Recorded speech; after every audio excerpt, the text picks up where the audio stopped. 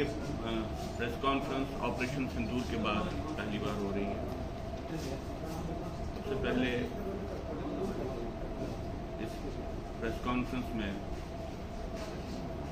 Operation सिंदूर की सफलता को लेके हम भारत सरकार और ख़ास तौर से हमारी जो डिफेंस फोर्सेस को उनको बधाई देते हैं और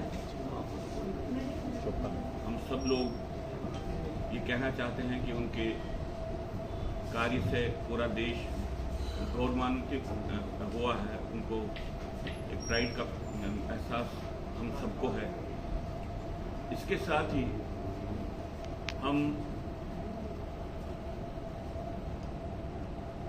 पहलगाम के मैसेकर के बाद जो भारत सरकार ने इस बात को मान लिया था कि एक सिक्योरिटी एक लैप्स हुआ है, इस संदर्भ में उसी कड़ी को फिर से उठा रहे हैं। हम चाहते हैं भारत सरकार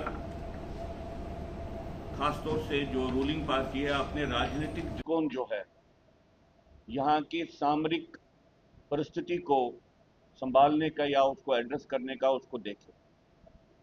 आपने सुना होगा कि बार बार हमको हाईएस्ट लेवल पे ये बात नेताओं की तरफ से सरकार में जो नेता हैं उनकी तरफ से आती है कि वो यहाँ पे अलगाववाद के ओवरग्राउंड स्ट्रक्चर को खत्म कर देना चाहते हैं, उसको नेस्तनाबूद करना चाहते हैं। एलजी साहब ने भी यहाँ पे ये बहुत बार बात कही, होम मिनिस्टर साहब की तरफ से भी ये बातें आई हैं, प्रधानमंत्री की तरफ से भी ये बातें आई। तो हम आज इस बात का संज्ञान लेते हुए उनसे अनुरोध करते हैं कि भाई यहाँ पे जो ओवरग्राउंड सपोर्ट स्ट्रक्चर अलगाववाद का है उसको जो पोषित करता है वो यहाँ की राजनीतिक व्यवस्था उसको पोषित कर रही है। क्या भारत सरकार जो यहाँ पे राजनीतिक व्यवस्थाएं चल रही हैं जम्मू कश्मीर में उन पे उनको संज्ञान लेते हुए उनके बड़ा डीपली उनका एनालिसिस करने के लिए तैयार है?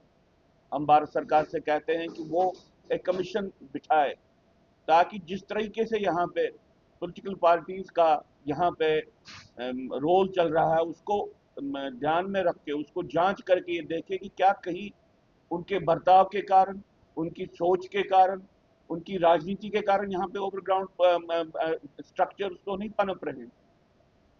तो हम उनसे भारत सरकार से कहते हैं कि अगर आप वास्तव में यहाँ पे ओवरग्राउंड सपोर्ट स्ट्रक्चर्स को खत्म करना चाहते हैं तो आपको यहाँ की राजनीतिक व्यवस्था का पूरा आंकलन करना चाहिए, पुनरांकलन करना चाहिए नए सिरे से।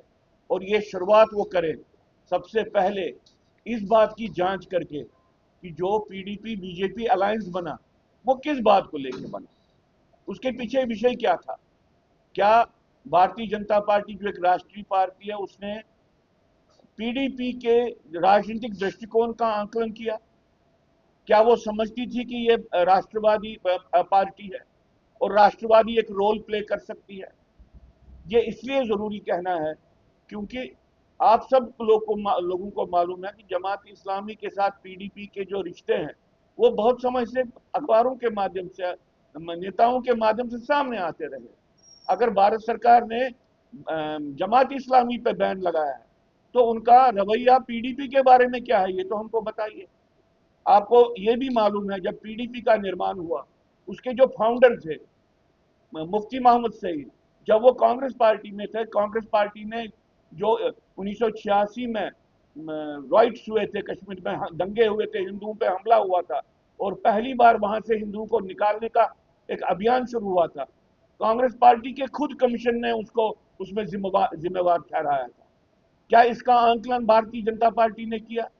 क्या भारतीय जनता पार्टी ने जब एजेंडा ऑफ अलायंस पीडीपी के साथ बनाया और इकट्ठे हुकूमत की, उस एजेंडा ऑफ अलायंस की विघटनकारी पोटेंशियल को, सबवर्सिव पोटेंशियल को उन्होंने एनालाइज किया? मैं ये बातें इसलिए कह रहा हूं कि हमने पिछले इलेक्शन में भी देखा कि यहाँ पे कश्मीर घाटी में और जम्मू के भी बहुत एरियाज में जो इलेक्शन कैंपेन चले, अगर कोई और मुल्क का वहां पे होता वो समझते हैं कि बहुत सी पार्टियां तो अलगाववादी एक किस्म का इलेक्शन कैंपेन चला रहे। इन बातों का संज्ञान भारत सरकार क्यों नहीं लेती है?